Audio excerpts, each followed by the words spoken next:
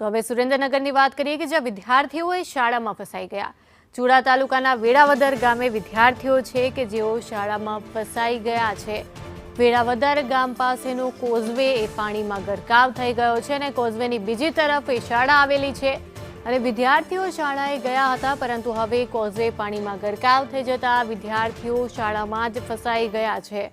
વિદ્યાર્થીઓને લેવા પહોંચેલા જેટલા પણ વાલીઓ હતા એ વાલીઓ પણ ત્યાં જ ફસાઈ ગયા છે। કોઝવે પર વરસાદી પાણી ફરી વળતા રસ્તાને બંધ કરી દેવામાં આવ્યો છે અને વિદ્યાર્થીઓ અને વાલીઓ પણ શાળામાં જ ફસાઈ ગયા છે। શાળાની આસપાસ પાણી ભરાઈ ગયું છે અને કોઝવે પણ પાણીમાં ગરકાવ થયો છે।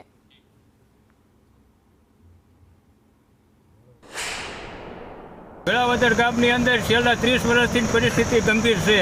ગમે ત્યારે અટવાડા હોય, વિદ્યાર્થીઓ વાલીઓ લેવા ગયા હોય તો વાલીઓ પણ અટવાય છે। એટલે ચોમાસામાં દર વખતે આવું ચોમાસામાં આ જ પરિસ્થિતિ છે। છેલ્લા 30 વર્ષથી મને સાંભળે ત્યાંથી આ જ પરિસ્થિતિ છે। ગામમાં સીમમાં અને બહાર ગામ ગયા તો બહાર ગામ પાણી આવ્યો સાહેબ, સવારનું આવ્યું છે 8 વાગ્યાનો આવીને ઊભો છું એટલે દીકરીઓ નિશાળે જઈને લેવાઈ ગયો હતો, દીકરીઓ હલવાણે ને હું હલવાણો। દર વખતે આ જ પરિસ્થિતિ દર વર્ષે 30 વર્ષથી આમ નામ જોવું 25 વર્ષથી લ્યો આજ થાય છે કાલ થાય છે, આજ થાય છે કાલ થાય છે। વિદ્યાર્થીઓ જીવ આપણું નથી।